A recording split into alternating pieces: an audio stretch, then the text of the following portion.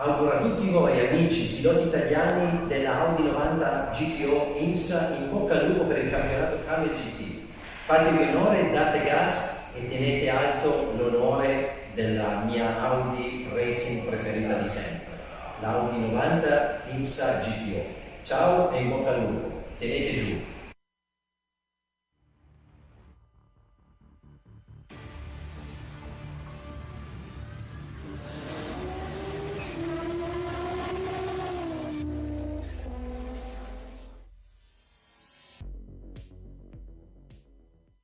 Best greetings to all drivers from the Audi GTO 90 Championship. Good success.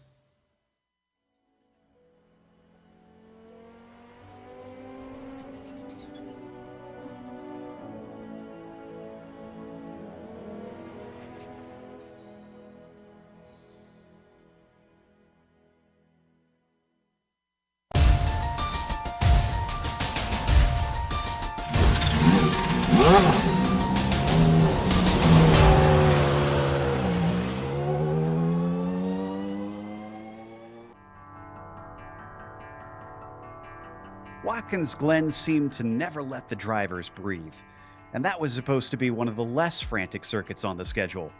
Mid-Ohio is shorter, more technical, and prone to traffic problems. It's hard to imagine how today's race will be anything but chaotic. Still, the series regulars are used to it, and we'll see how they handle it all as we get ready to watch Round 6 of the iRacing Kamel GT series.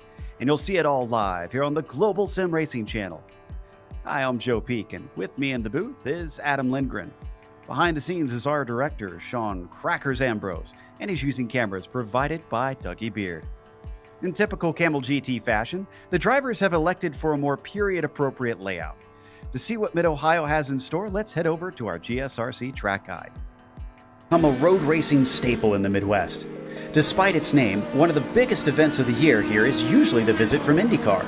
The full 2¼ mile version is what is most frequently used, but it also includes a chicane layout and a short course.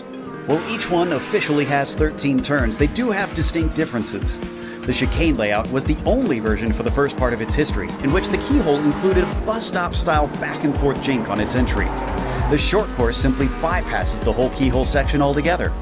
The various turns have some rather famous names, such as China Beach with its downhill braking, inviting you into its eponymous sand trap, or Madness, which is a single file set of S's with drastic elevation change.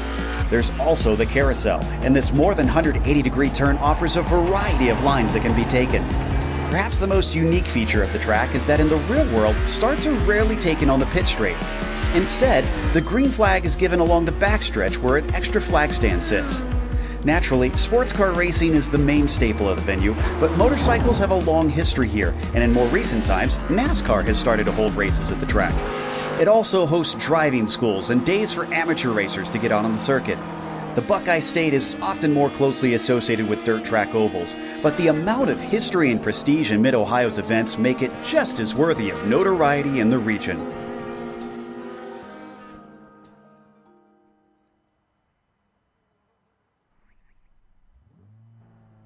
Certainly a place that's special to my heart, as this is sort of a home track for me, but Adam, this is going to be a new one for a few drivers with this version. Yeah, absolutely. See, Mid-Ohio is usually a course that causes trouble in the Kamel series, but the chicane layout that harkens back to the older days of racing has the potential to throw a real wrench in the works. This 2.4 mile, 3.86 kilometer, 15-turn layout steals away one of the few reliable passing and lapping zones on the circuit for a tight, low-speed chicane that is challenging for even the Nissans to make it through at speed. The Audis always have a hard time at Mid-Ohio. It's changing elevations and constant curves and braking zones, and its insistence on constant line changes to get a fast time make passing and even following a difficult prospect around this American circuit. Well, the Nissans struggle in a different way. For them, it is the power delivery in this undulating, bumpy surface that is a true test of skill, much less figuring out a way to pass. Then we have a multi-class which is complicated further than usual by the re-added chicane, making the circuit feel even more narrow than the 2.5 lanes provided in most places. As always, Joe, patience will be the key to surviving today and keeping one's place in the championship. We'll see who has that patience. It's certainly helped Fabian Gerber as he's leading those points in the prototypes currently.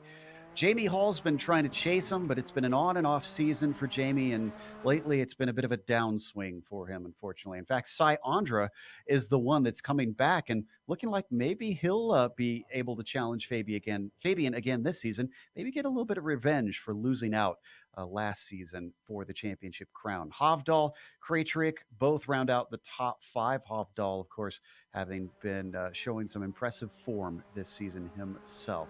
Let's take a look at the GTOs now.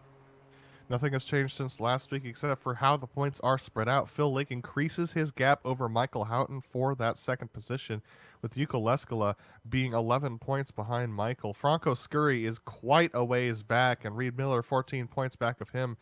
I think those top 3 are pretty much locked in for the rest of the season, which is no surprise considering Phil, Michael, and Yuko's pace. I mean, we've seen it over the last 3 races. They've just duked it out with each other. But Phil Lake's race pace, especially towards the latter end of the races, and also consistency is what's keeping him out up front, Joe. Now, for today's event specifically, we've got a 40-minute race like we usually have here in the Camel Series. It's an open setup here. Which means drivers can do anything to these cars that they could actually in real life to tweak them to their liking. Now, they do not have a fast repair. For those not familiar with iRacing, that means that you have essentially a spare car waiting in the pits. If you get too much damage, you can come in, take that, get back out with a fresh machine. No such case in this series. They have 17 incidents before they will get a drive-through penalty. That includes going off track, contact, spins, things of that sort. If they get to 25 incident points, they'll actually be disqualified and removed from the track. Right now in qualifying, Fabian Gerber is on the provisional pole, and his brother has found pace once again. He's been up towards the front with Fabian quite a bit this season, and he's on the front row currently. Phil Lake, no surprise, he is our current provisional pole sitter over in the GTOs. Yeah, and he's got over half a second on Michael Houghton right now. Reed Miller just a little bit behind. Oh, and Yuko Leskala beats Phil by 1/4 of a second. So holy smokes. These two drivers up at the front of the field are flying in the Audis, leaving the rest of the field pretty much behind at this point. But it's so hard to get a clean qualifying lap around here. Grass is at the edge of the circuit everywhere you look. So if you clip that just a little bit, you might be pulled off track or even just get a single incident there. But Fabian Gerber coming across the line as his brother Tobias puts in the fastest time. Fabian about to come through Concord and trying to set his final time. Off into the line. Is his brother going to snatch it from him? A 12.8? No. It is 1/4 of a 1/10 of a second between the two of them. Well, we might have a fight on our hands between these two brothers then. Kajanen comes through as he has yet to set a time. This is through the carousel and down to the line. Let's see what he can do. 122.8. That's good enough for 4th position for Yoni. Yeah, Kaishin's been awesome to watch over the last couple of rounds, bringing some decent speed in. All it's going to need to improve for him is that consistency, but that comes with practice. So I'm looking forward to seeing him continue to improve. He's setting some great qualifying time, so we know he has the pace. Leskala on his second lap improves, but is not able to overtake Phil Lake. Boy, the top fights in today's race are looking incredibly tight. There's 6 100ths between Leskala and Lake, but no Cy Andre here today as we now watch Koivisto cycle around. Let's see if he can improve on this 10th spot. A 15.7 is not going to do it. In fact, they are displaced by Jacob Leon, who moves into 9th. Yeah, one driver I'm keeping my eye on is this guy, Jamie Hall. He hasn't set a time yet. In fact, this will be starting his first timed lap. He's only going to be able to get, I believe, 1 lap in as he crosses the line with 2:20 to go. That means he's definitely not going to make it back to the line the second time around, but look at this. A little bit of cloud cover coming out. Maybe that's going to help him out for sure. Here's Kaishinen on his final lap. Let's see whether or not he can improve from 5th place rather, as Reed Miller was able to bop him down. So let's see whether or not he can beat Reed to the line this time. He crosses the line with a 122.475. Not good enough to pass him. Yes, it is. It pumps him up to 3rd. So on to the 2nd row for Yoni. Ooh. And Miguel Castro up to 4th as well. This is Krejcik coming around on his second lap. A 15.6 becomes a 15.3. And that will not promote him up any positions, sadly. So he stays in 10th. as Pawlowski currently down in 7th or 8th here on my timing screen. As we watch Hideki Koivisto on his second time through 15.7. He'll have to settle for 11th place. What about Jamie Hall, who is just coming to the line now? Yeah, the second laps are way faster, Joe, so he's only, I mean, he might get lucky and be within that 5-second buffer towards the end of this session, but it's going to be real tight for him to do that. He's up to 5th, though. 13.5. So that'll at least get him within the range of the drivers he tends to be racing with. As I think Laust Olsen just popped up into 7th there. Yeah, he did. That was his first lap as well, so he's only going to get 1 lap in. Some of these drivers really struggling to get these times in. They jumped out of the pits just a little late. I think they were used to the way that the regular chicane layout is, and that actually cuts a good 2 to 3 seconds off of the times that we're seeing today. And if that were the case, Jamie would have timed this perfectly. Now, he's the only driver in the field right now who has a shot at getting a second lap or completing this second lap. There's 2 behind him. Neither of them are able to complete this next one because we just don't have enough time, as he's certainly hustling it. 12 seconds to go. Yeah, I don't think that's enough time. He's still got to get through the carousel here. He's relying on that 5-second buffer that happens at the end of every qualifying session. It strikes 0 now, and then there will be a couple seconds left. He won't make it. Nope.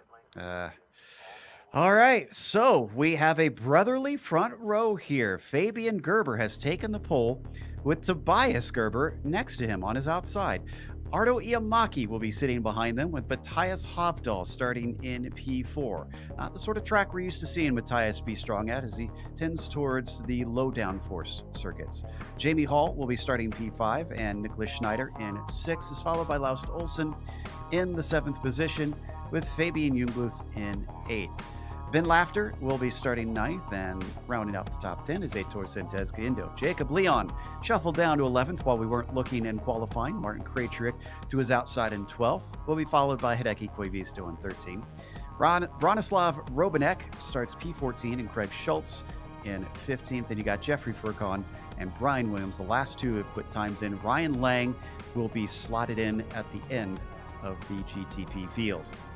The GTOs are going to be started by Phil Lake on pole with Jukka Leskola alongside him. Then we have Joni Kajanen and Miguel Castro lining up in 3rd and 4th today. Michael Houghton's got those 2 relatively inexperienced Camel drivers tucked in front of him. So bad news for our second place in the points, trying to look for some consistency today. Reed Miller lining up in 6th position with Roman Pawlowski right behind him. Roman, his times have been improving all season. Let's see what he can do today. Richard Sobolewski starts off in 8th with Yuri Kiesen starting off in 9th. Franco Scurry in 10th with Maximilian Thomason starting off 11th. Look for a good battle there. And we have Miro Hraski starting off in 12th. Francois Offerman starting off at 13th. Jim McGill 14th. Pascal Melefant Tremblay starting off in 15th spot with Tom Moiti starting off 16th.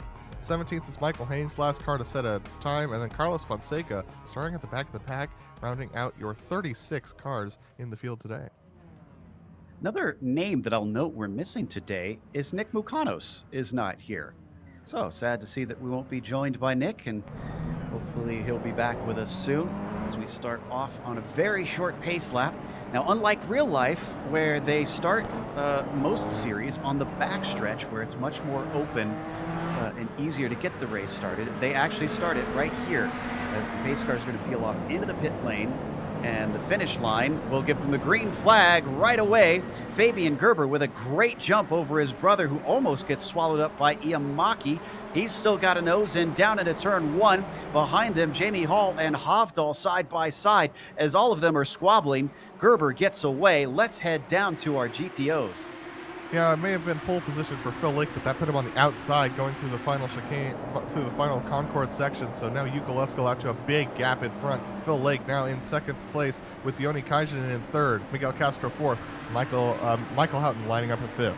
It's amazing how much that chicane shortens up the run to the keyhole, as everybody pretty much immediately gets single file. Meanwhile, in the prototypes, it seems Iamaki is under threat. Oh, and Tobias Gerber goes off, and he gets into Iamaki, both of them off track, reminiscent of IndyCar earlier this year.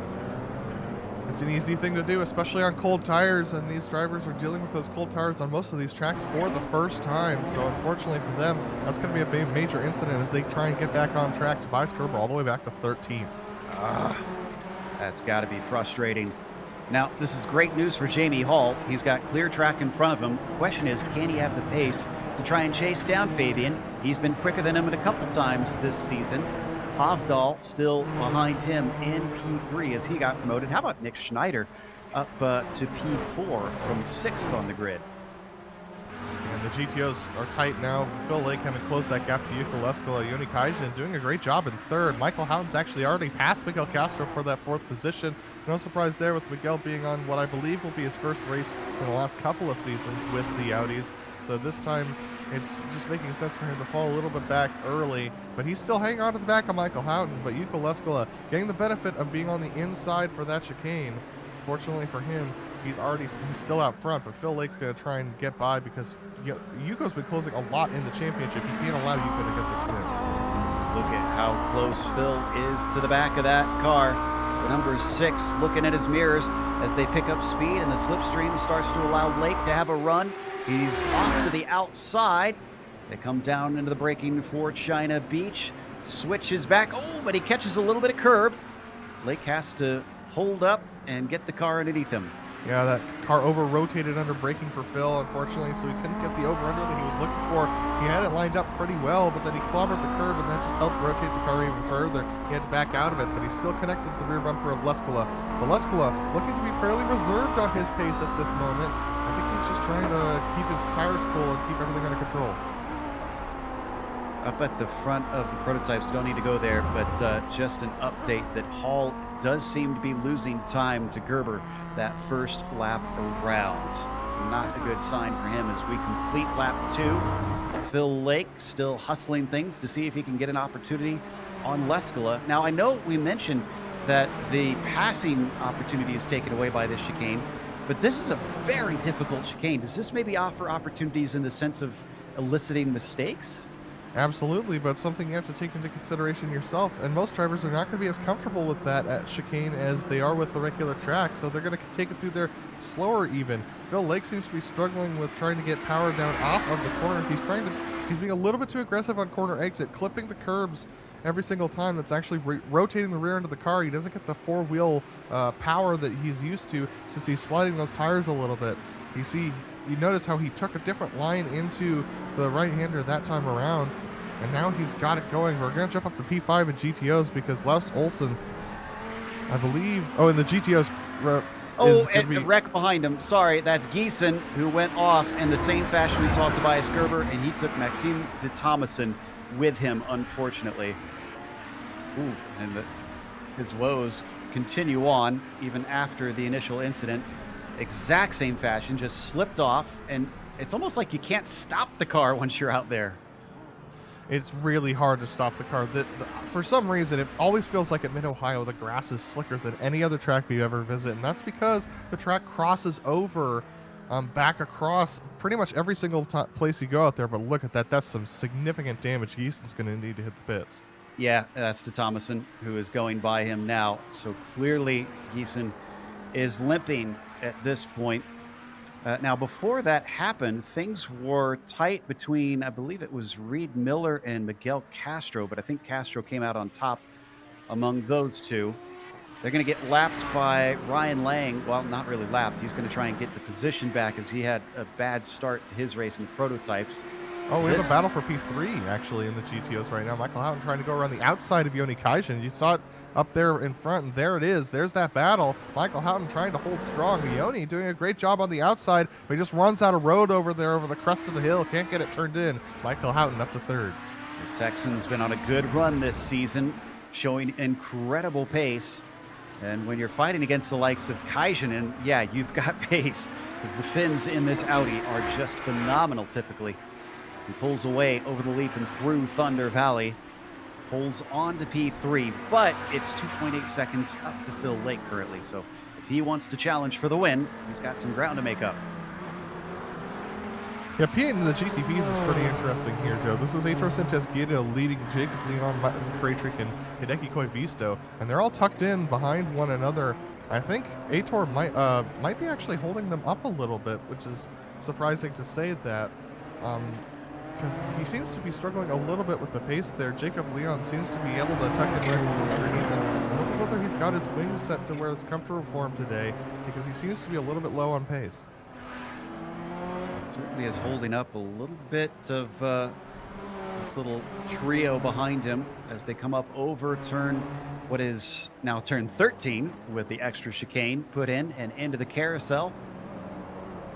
He's certainly holding them at arm's length. Leon's not able to get close enough to attack here, but certainly is struggling to try and put himself within that range as they come through turn 1 up to the chicane this first time. This is a higher downforce car than those Audis. Let's watch them swing it through. They definitely look faster through there, but then they have to do braking on it during that left-hander, and that's where things start to get really stressful for these GTPs, because the GTPs tend to be, I mean, not tend to be, they are extremely heavy in the back of this machine, and that rear end wants to swap ends on you very easily in the GTP. So that's why it looks so stressful for these drivers. They'll spread apart on the way down towards China Beach. I don't think anybody is going to get an opportunity amongst them. We can stay here, but Fabian Gerber continues to lead. However, Jamie Hall seems to have stopped the bleeding somewhat. It's only 2 flat, actually, between them in terms of seconds. And Fabian's actually already starting to hit traffic. This is going to be where things get very interesting. He's got Carlos Fonseca and Tom Moiti who are battling for 15th position up in front of him. He's going to catch them in the chicane here, Jimmy. This is not a good sign.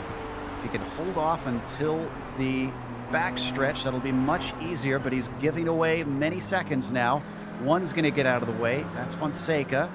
And then Tom in the number 32 is not really all that interested, but he won't have to do much because all he has to do is let our leader through. Now that puts 2 cars between Gerber and Hall, who unfortunately is not going to get nearly as lucky. He'll get one screaming by into the braking just as the car almost loses it, as Moite almost took out P2 there.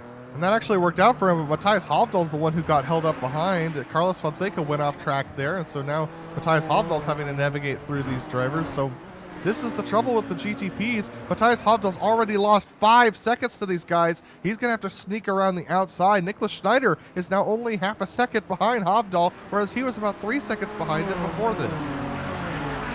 My goodness. This is going to make or break your race for sure, as it seems like, oh, and we had another car off in front of them. It looks like that was an Audi. That was Frasky. So no, just a back marker there. I think we've had a problem with Craig Schultz in the prototypes.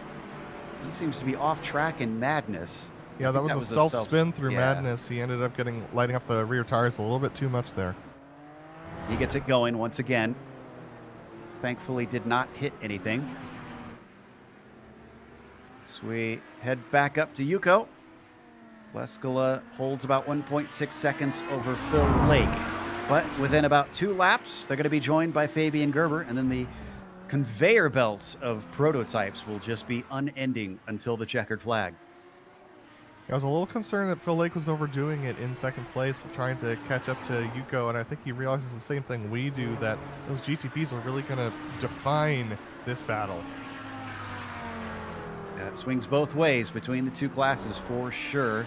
That's Lang actually coming up behind him. That's not a lapping prototype. He's still trying to get up with those within his class.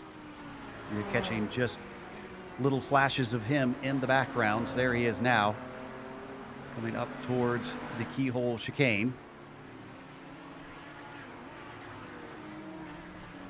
Yeah, my blood pressure is starting to rise, Joe, as these leading Audis, these leading GTPs catch up to the leading Audis. For example, Fabian Gerber catching up to Richard Sobolewski right now through the gap and out into the keyhole here. This is the hard part, is that he has to use that Nissan downforce to try and go around the outside. It can be really stressful to do that, considering he's not getting much downforce support on the outside of that corner. But now he's going to catch up to Reed Miller and Miguel Castro. They're having a nice battle for 5th position, and he's going to catch them through a really difficult part of the track. If he doesn't pass them over the crest of this hill, he has to stay behind them through the twisty section right under the bridge, and he's not going to get by. This is going to be really difficult for Fabian. It was about 1.6 seconds coming into this section. This is where he really needs to get by, but he's staying patient. 1.4. Oh! And that was Castro going off that we saw. Makes it easier for Fabian, but Castro unfortunately dropped out of that battle with Reed Miller now. Down to 0.4 of a second, just from that one little section, as we watch from on board in the helmet cam of Jamie Hall. You're going to watch just how crazy undulating this track is and how fast it is for these GTPs. Look at them smoke through here. We're going to do a whole lap with Jamie as he chases Fabian, as Fabian tries to navigate through all of these Audis. This is going to be some intense racing, Joe, and I hope you at home are going to understand what makes this series so challenging. Track should have elevation change, if you ask me. They now stream down the back stretch. You can see the accordion effect allowing Gerber to streak away. Joni Kajanen up in front of them. And he's going to allow one inside, but not two. And wow, look how the closing rate just shows you how quickly these drivers have to react. They have Ryan Lang in front of them as well. This is going to cause problems for Fabian Gerber. Ryan's actually going to pull over, but Joni is not going to, so that's actually going to hold up Jamie Hall. Jamie now stuck behind two lap machines, and they almost come together there. Now they go through the right-hander, and oh, Jamie actually gets clipped a little bit there. So now Jamie's going to be able to get past Joni, but he's now lost about a second to Fabian. But Michael Houghton now holding up Fabian Gerber. There's that give and take that you were talking about, Joe. And you know what this has done, actually, is Hovdal is starting to catch them back in third place. He's in amongst this group. If he can catch the traffic in a lucky way, he could insert himself into this battle. They're down through turn one. He's only got one more car to go, which is Houghton. And I think he might be able to... No, he's going to have to sit and wait behind him here through the keyhole. It was a good decision because Houghton was going to have to go over to that right side. So Matthias Hovdal, even though he's losing time, he just prevented a wreck there. So he absolutely made the right decision because he probably would have been out of this race if he would have tried to take that move. All right, so now they come upon our leaders. First up, Phil Lake for Fabian Gerber. And he's going to catch him through the madness section. This is a good shot for Jamie Hall to regain that ground. Here we're looking off that rear bumper. Look how tight it is with Fabian trying to figure out a way by. Phil's not going to move for sure. He's very consistent, but he's not going to move over for these guys. This is a good chance here through Thunder Valley. And a few straights here before they get to the finish line. And Lake has to take a very awkward line as Hall just forcing his way around the outside of turn 13. Yeah, so Jamie now with his first opportunity really to try and catch Fabian on pace. We know Fabian's race pace is much better than Hall's. Oh, Fabian getting held up in turn one. Oh, big time. Uh-oh, Jamie Hall's got to run. Gonna go three wide into the chicane, and eventually they sort it out single file. But Hall starting to cause a little bit of second thoughts for Fabian Gerber. Very tight stuff there for Fabian as he just uses... Oh no, Jamie! Oh man, he caught that thing. That was close. Big bit of wheel spin for the number 5 car. We're gonna watch this on board. Let's watch the hands.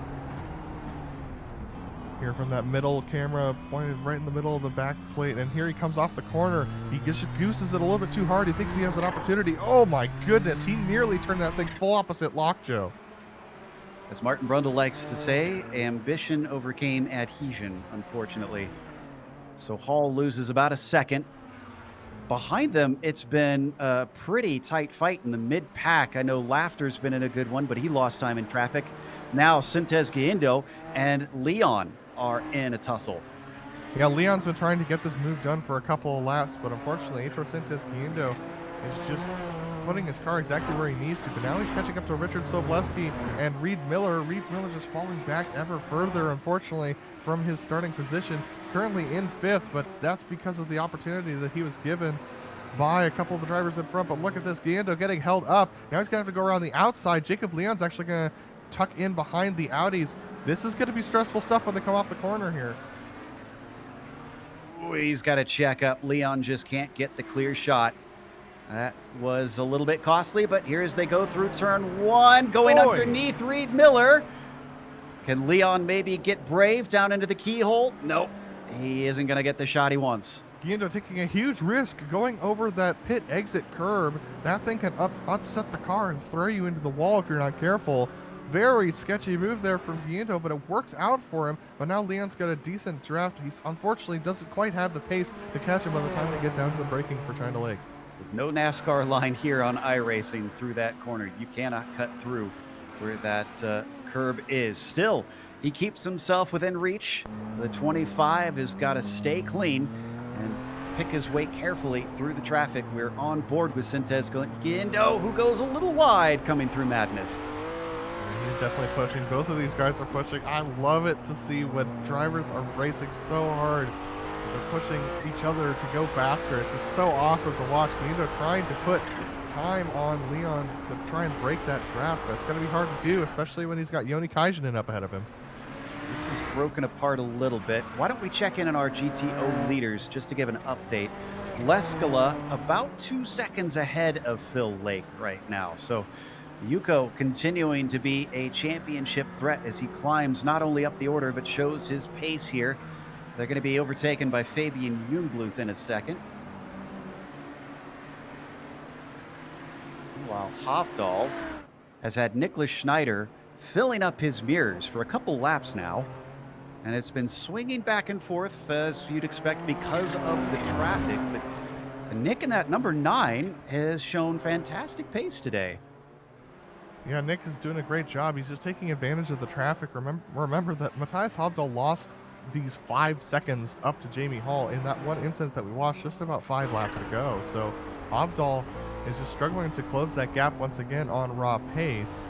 And Nicholas Schneider is doing a good job being very consistent right now, clinging to the back of Hovdal and navigating the traffic a lot better than Hovdal is at this moment. To Hovdal's credit, we keep talking about, well, he's a low downforce driver. He's only 5.5 seconds behind Jamie Hall and 7 seconds off the lead. About halfway through the race. That's not too bad a pace for someone who we wouldn't consider to be strong at a track such as Mid-Ohio. Schneider doesn't get the run and is going to have to regroup and see what he can do to pull back the number 7. He definitely has some work to do so. Unfortunately, he's just not quite as good on the race pace as Hovdal is, but with navigating traffic, he is much better. Or luckier. Let's go check down in on Roman Pawlowski as he is trying to chase Franco Scurry. Yeah, both of these guys are pushing really hard. This is a good battle I was looking forward to between Roman and Franco.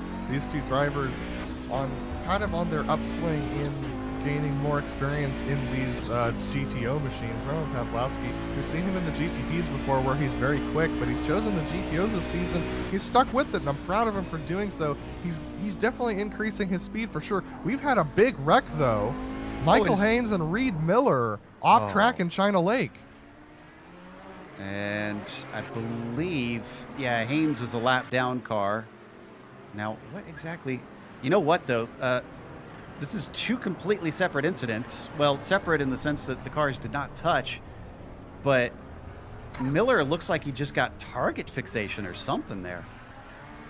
I think he did, because actually Michael Haynes over downshifted and ended up blowing his engine. Reed Miller just ended up fixating like you saw there and going off into China Lake. It's so hard to get out of there once you get trapped down there.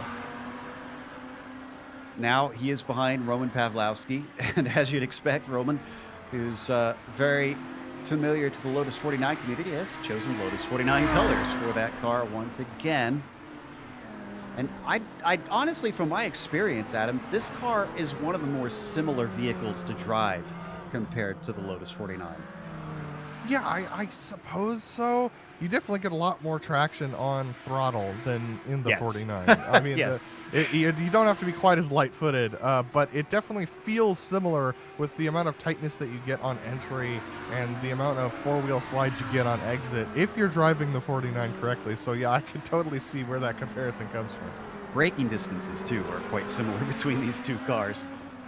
Let's take a look at Fabian Gerber. Oh, and is this a good run from Hall? He's very close. He brakes extremely late down into China Beach.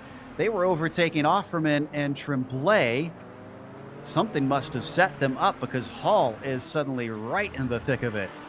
And this was Fabian Gerber getting held up by the lap GTP of Brian Williams. So Fabian Gerber and Jamie Hall now nose to tail, and they're going to catch Jim McGill at a pretty bad spot here. McGill coming off a very unhappy race in the Lotus 49s earlier this morning.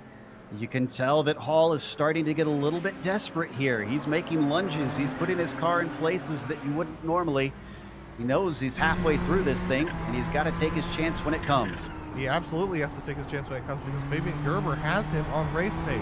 So he's got to take every opportunity as Michael Haynes actually goes off track for them. So Fabian Gerber trying to hold off Jamie Hall. He's got the better race pace for sure. And where he's getting that, Joe, is on corner exit. Jamie Hall cannot get down the power the same way that Fabian Gerber can. He loses 0.3 almost per corner.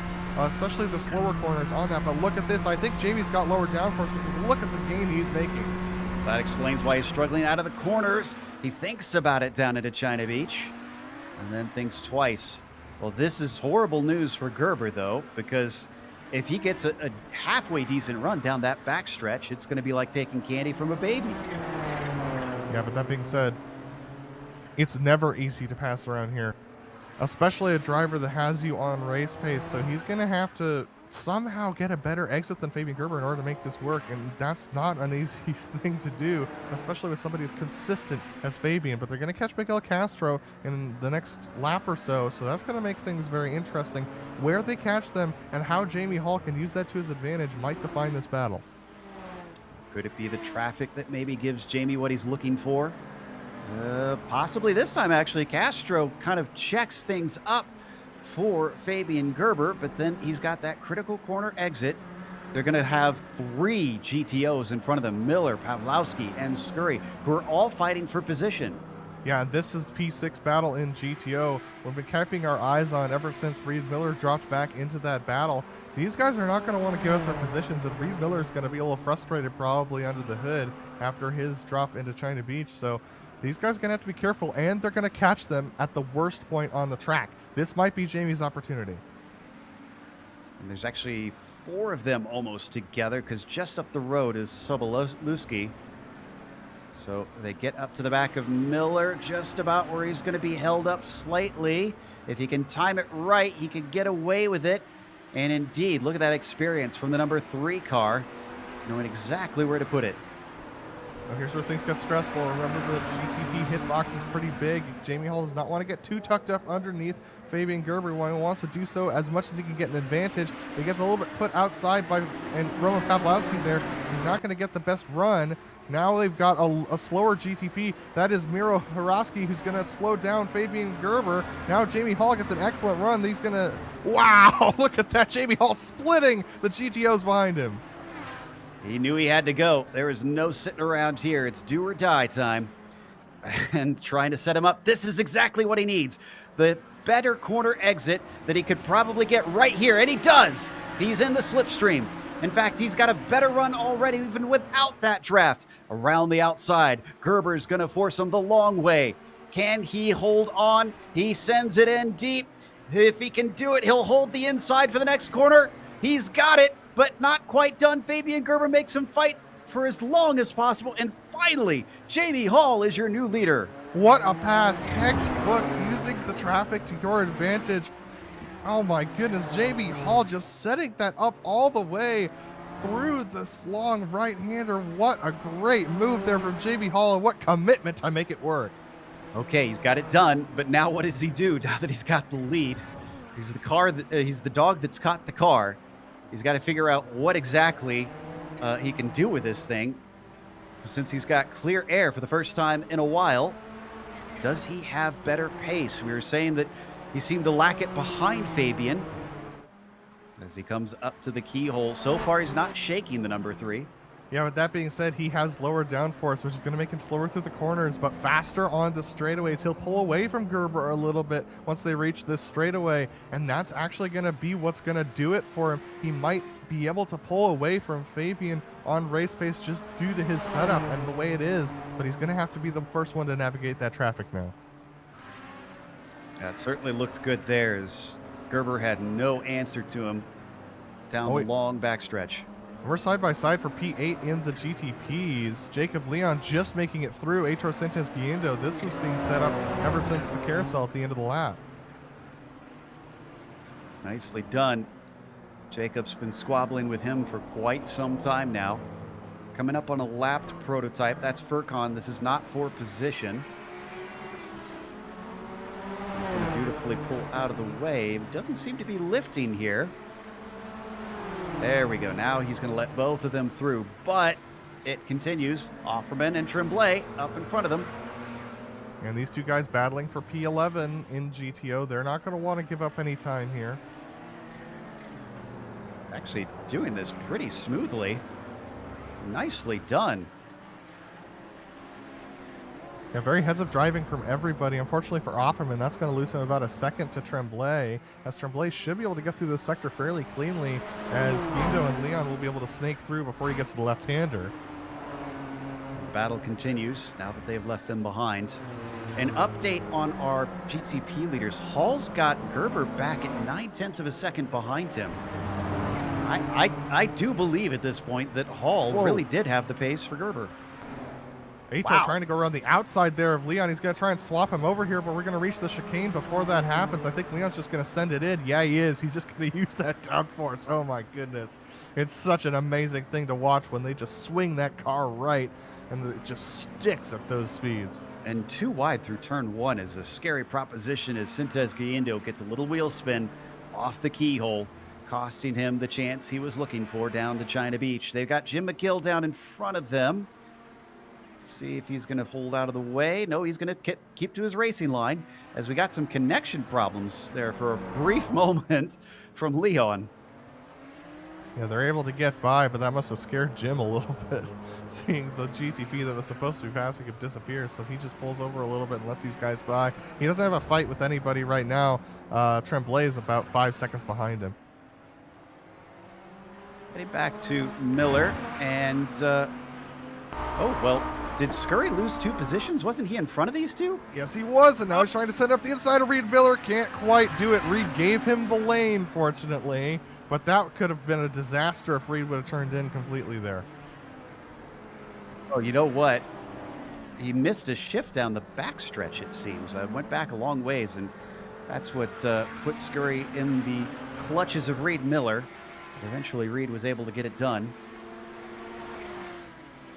Oh, we need to go back to the lead of the GTPs because very close there between Jamie Hall and Fabian Gerber. More contact between Fabian Gerber and Phil Lake as Phil was trying to get out of the way of these guys. He's trying to gain time still on Yuko Leskala. He's about 2 seconds behind. That gap has been under a second previously, but Jamie Hall loses traction on the front straightaway. Is this the opportunity for Fabian Gerber? Is he going to send it up the inside? No. Jamie cuts him off, but here's Yuko Leskala exiting the corner. This might be Fabian Gerber's opportunity. He might do the same thing back to Jamie Hall that Jamie did to him, but no, he has to back out of it. Yuko Leskala holding him up just a little bit. Car off track is in front of them. That's Robanek. It's a lapped GTP. I think he's going to be able to get out of the way. He just went wide at the keyhole. Oh boy, Hall has got to be sweating. It's been a while since he's had a victory this season. Yeah, so there goes Robanek pulling over for these guys. Jamie Hall needs this victory for sure. Fabian Gerber out so far in the championship. It's going to be difficult for him to catch, but Jamie has been having bad luck after bad luck in this GTP series, and now with only 10 minutes to go, he's out in front, and he's the one commanding this race. He's more than a win's worth behind Fabian Gerber in terms of points. So he's got to start chipping away at this point, this being the halfway mark of the season as they come up to Thomason, who's just going to hold to the right side, let them through. Last time Hall won this season was round 1 at Road America. He has not been on the top step since then.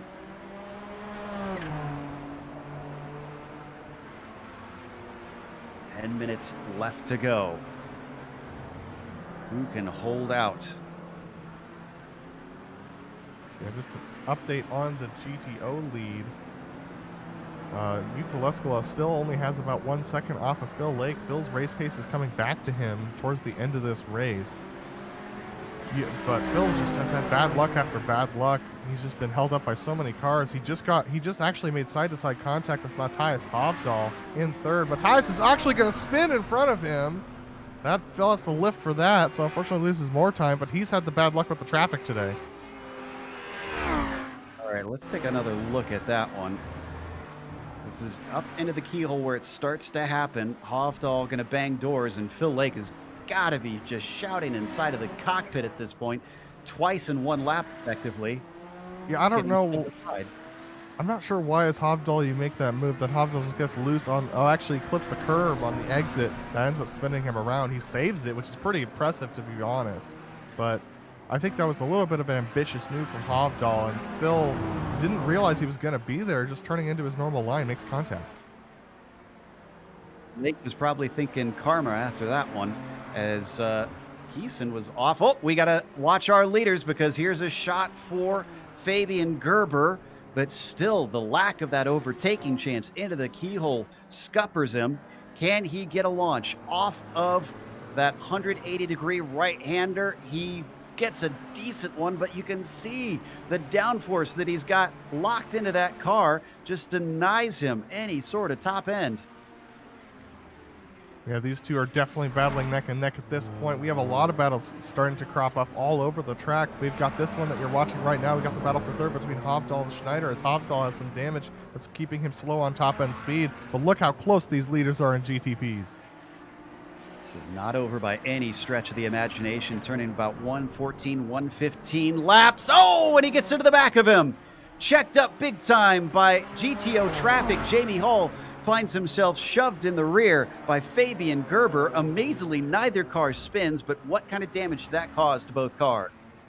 Yeah, major nose damage for Fabian Gerber. That's going to slow him down even further in a straight line, unfortunately. So he's going to lose some time in that regard. Jamie Hall, he might have some gearbox damage that might slow down his shifting just a little bit or even reduce his power. So these guys still might be fairly even. But we're going to take a look at Guindo and Leon, because they're side by side once again. Madness. This is no easy feat. And that's Sintez around the outside, trying to hold on to it. It switches back in favor of Leon, but no. He loses the overlap and he gives it up. Leon's been trying to make this pass for quite a few laps. Guindo very slow in a straight line. That's what's giving Jacob Leon the opportunity to do this. I think Guindo has some damage. Oh no, Lickel-Schleider and Hovdahl wrecked. Oh boy. Is this involved? Did they make contact? Absolutely, yes they did. Oh, and there's traffic in it too. Poor Fonseca was kind of an innocent victim here. Watch this. Yeah, he couldn't have known that was going to erupt right there. Yeah, that inside move on the Audis is always a little over-optimistic in my opinion. It's one of those dangerous moves that you make there. Oh boy, Jamie Hall though, now out to 2.5, 3 seconds over Fabian Gerber. Fabian's top end speed is gone now, Joe. Ooh. That's going to be frustrating. It's a good thing he does have that buffer, because he can afford to lose a little bit here, and it's not dire, but still, it's a rival who, unfortunately, is taking the points. Battle for 10th place. Tobias Gerber has not climbed like I really expected, considering his qualifying pace.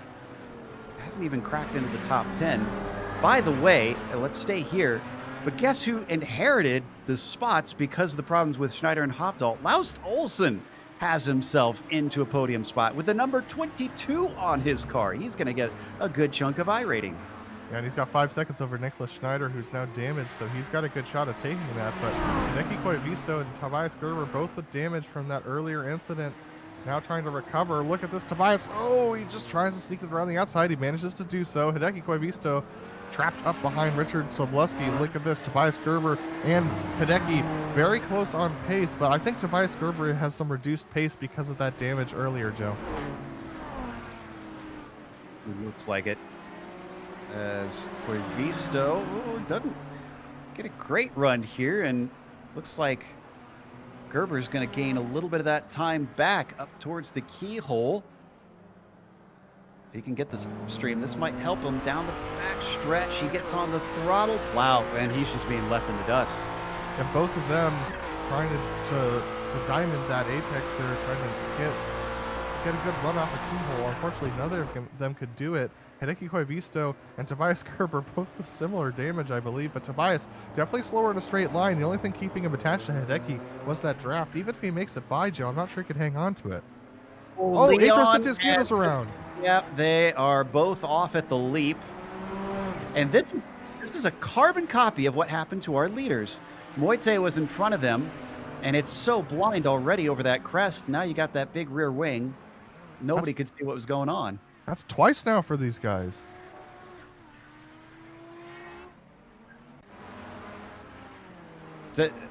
I feel safe saying this because we've only got 3 minutes left, but I will say this is less chaotic than I anticipated.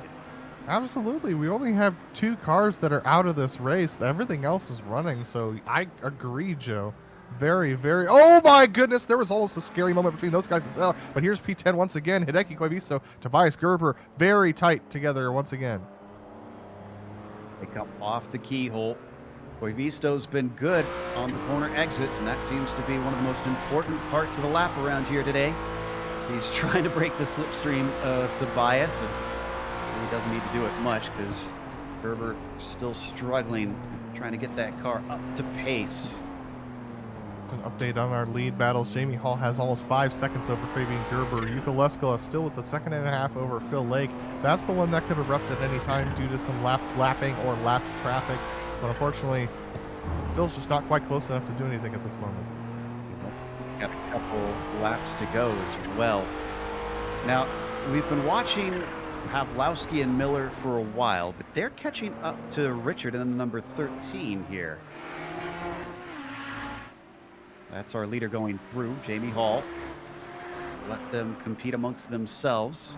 And in fact, as Hall comes up to the line, let me look at the timing here. 2 laps to go. Yeah, it should be. Yeah, you're right. 2 laps to go probably this time coming around. And actually, the lead in the GTOs is closed to under a second now. Phil Lake trying everything he can to get up to the back of Yuka Leskala, and he's closing that gap. I'm just not sure it's quite close enough to do anything about it within 2 laps. It's hard to say because we've seen things can flip around in a blink of an eye. So Leskala's not safe here. If they catch traffic wrong, it could be vulnerable to Lake. But at the same time, if it's a straight fight, I just can't see Lake gaining on him enough. I mean, not enough to pass him for sure, but he's definitely been gaining on track. They've been free and clear for about a lap and a half now. Phil's been able to close that gap down. It's a toss-up. It's gonna take Yuko making a mistake for Phil to get this done. Leskala on a single victory so far this season compared to Phil Lake, who's racked up 3 of them already, and he's looking for number 4 here in round 6. They are going to get a little bit of traffic. This has been laughter, but he's experienced in the GTOs. He knows exactly how they're going to behave. He's going to get Phil here, but the question is he going to get Yuko? I think so. He's not nearly close enough. He's going to be able to quick enough. He's going to hold up Phil. On the exit of the corner, I think Phil might be held up a little bit here. No, Ben's able to keep the speed going through, so that didn't hold up Phil much at all.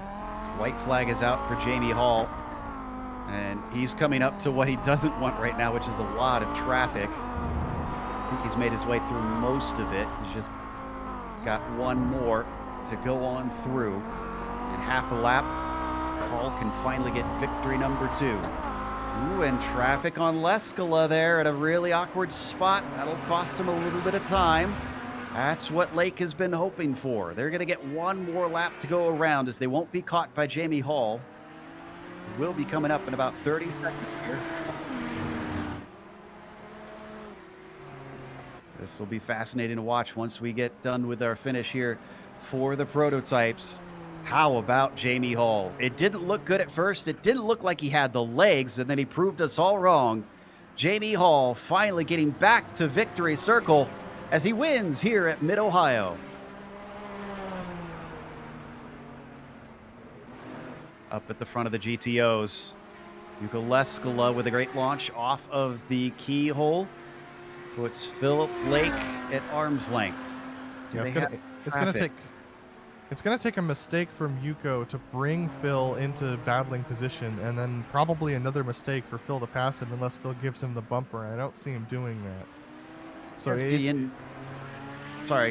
Skinindo might catch up to them at the very end. It depends on if he sees what's happening with the battle for the lead and decides to stay out of it.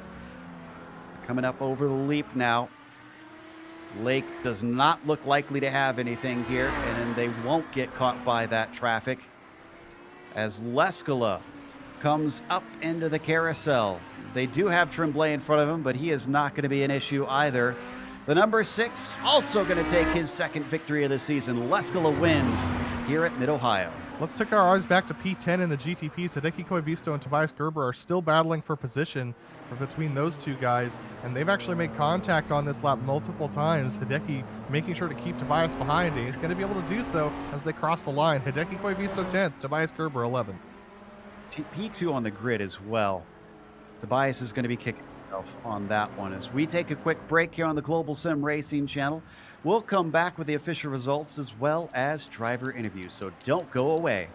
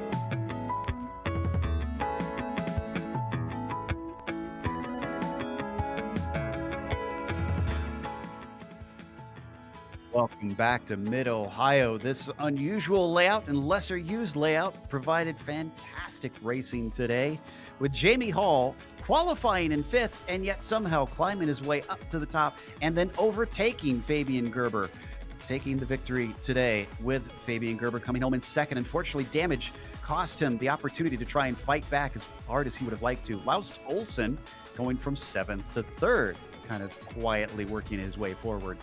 Nick Schneider will come home in 4th. He and Hovdal made contact today. Hovdal settles for P5 with Fabian Jungbluth behind them in 6th position. Finn Laughter was 7th and Heitor Sintes Guindo was P8. Jacob Leon had an almighty fight with him all race long. He was 9th and Hideki Koivisto was 10th. Tobias Gerber started on the front row and wound up the last car on the lead lap in 11th. Martin Krajcik, first car lap down in 12th, was ahead of Bronislav Robanek in 13th, and Brian Williams finished P14. Last of the drivers to finish among the prototypes is Jeffrey Furcon in P15. And we have Yuko Leskala taking the win off of a just quite frankly, a really good starting position, and he was able to hang on to it. No discredit to Yuko at all, navigating all that traffic. Phil Lake just couldn't quite get the job done today, couldn't quite get to the rear bumper of Leskala. Leskala's pace was that so much that Phil couldn't catch up. Michael Houghton, same story as well, was able to pass the two drivers in front of him at the beginning of the race, able to get to P3, but then just couldn't catch Phil or Yuko on pace. Then we have Yoni Kaishinen in 4th place. A great run for him, very consistent, with Richard Sobleski taking opportunities where they came to come home in 5th. Roman Pavlowski, a good battle with Reed Miller throughout the race to come home in 6th and 7th. Then Franco Scurry finishes in 8th after that misshift on the back straightaway. Miguel Castro finishing off in the 9th position after starting off in the top 3. Unfortunately for him, just dropping back a little bit. Jim McGill in 10th position, with Pascal Melefant Tremblay finishing in 11th. Francois Overman 12th, Carlos Fonseca 13th, Maxime de Thomason 14th, Tom Moiti 15th, Michael Haynes 16th, Miro Haraski 17th, and Yuri Giesen 18th. Got our second place finisher in the GTOs ready to talk to us, Phil Lake. Phil, I don't know if you've had a chance to go through the virtual paddock yet, but it looked like there's a few GTP drivers you might have conversations with after this one. It's more some Audi drivers that I want to have a conversation with after that one. There were some lap cars that just made it incredibly difficult to get past them, and I don't know why, but that's just the way it goes. I mean, the race was kind of already difficult after the start, so I was just kind of unlucky today. Weren't for the traffic from either of the classes, do you think if it was a straight-on fight with Yuko, you could have had him? No, he had really good pace all week. I knew he had good pace coming into the race today. So when I got pole, I was looking forward to defending the whole race, and then I immediately lost first. So the whole plan went out the window. So I was just pushing as hard as I could, probably too hard for most of the race, just trying to keep close, and at a few key moments I got held up by lap cars, so I couldn't be as close as I wanted to have an opportunity today. Sometimes the racing gods just don't smile upon you. Now, this was a while. It's been a while since we've had the chicane version of Mid-Ohio back on the schedule. Now that you've had a chance to race it here with this group, what are your thoughts? Yes, first time.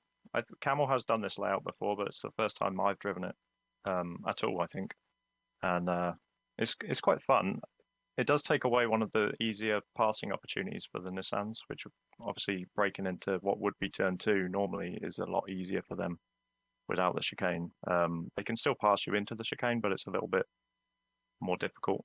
Overall, the track's really technical, so anytime you get past, you're losing time. So I think everybody's a little more aware of that, and there's some risky moves going on. But I really enjoy the track. It was fun for you today. Commiserations on missing out on the victory, but another podium racked up, sir. Yep, can't complain about that. Second place today. And it looks like up next, we've got Adam talking to got Fabian Gerber with him. Fabian, a tough race for you today. Unfortunately, is getting caught up in a couple of different little incidents there towards the end of the race. But talk to me about this race. It seemed like you had the race pace on everybody towards the beginning, and then Jamie just got the better of you in traffic. Yes, exactly. It was one of the most frustrating races in quite a while. It's just I lost the position due to traffic 100%. I was pretty much had everything under control, but it had no chance. It just had to wait, and then the Audi in front of me. I don't know if he missed a gear or something. I had to lift, and then Jamie could easily pass by. And then there was this other situation where I got damaged, and then I had no top speed anymore, so no chance of attacking again. And talk to me about how difficult it is to navigate the traffic around here. It's mostly medium and sort of low-speed corners with elevation change. How difficult is that to handle in the GTP, especially when you're offline? Yes, very difficult, because the Audi is more or less as fast in these lower turns, so but not faster. So you have to be ready to get on the throttle, but it's very difficult to get the power down on the road, especially offline. So you can't pass for the next turn or on the outside of the next turn. Then you have to wait again and again, and you always have to keep cool. Even if someone's behind you, right behind you, it's very difficult to handle. And the track itself, it's fun to drive, but I don't really think it's for multi-class racing, at least not very well. Yeah, definitely Fabian, but you still have a pretty good buffer in the points championship for sure. What are your thoughts heading into the rest of the season as we start to get towards the back half of the season? My the last season also started very well, actually, with less wins, but with podium finishes all the time.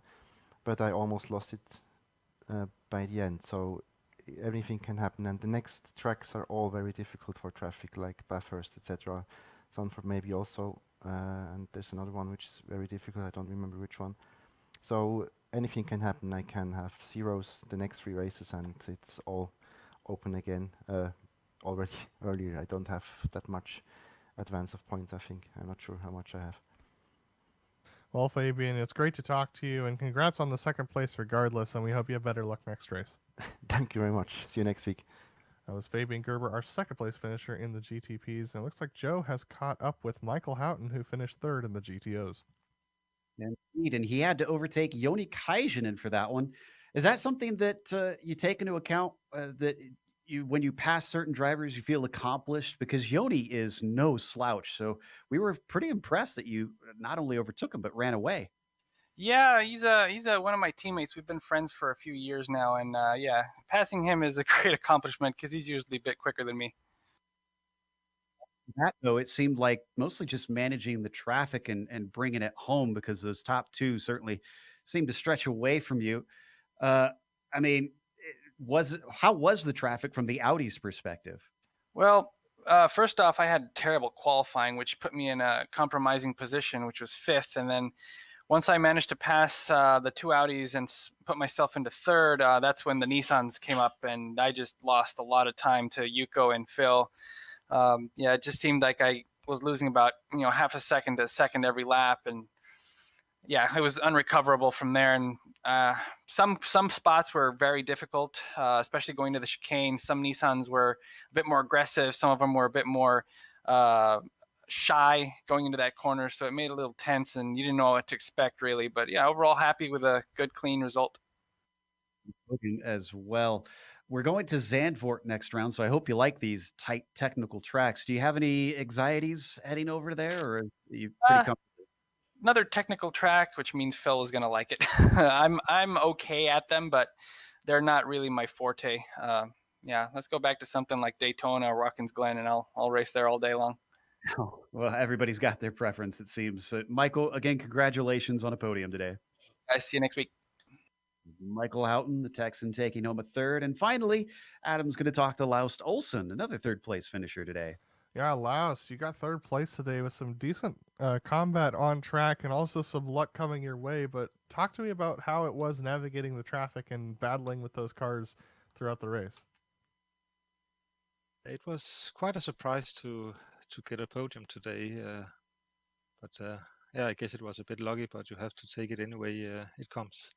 The traffic was quite intense. I would say you have to keep your eyes open and really anticipate what the people in front of you are doing.